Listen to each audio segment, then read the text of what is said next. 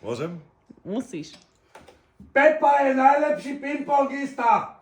Na svete.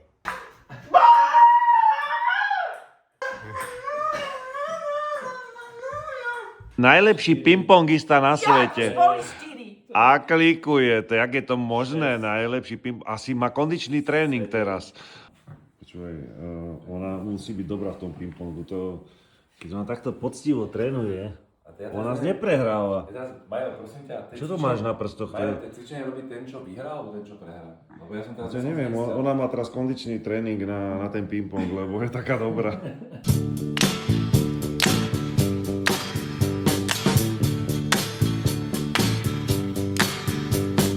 Uber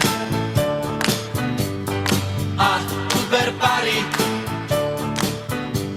Tesne nevyšlo víťazstvo v ďalšom mikrozápase v pingpongu. Pokojný večer, na vršky sa dá. A sama si určila, že kto prehrá, vypije na ex 3 deci pivka.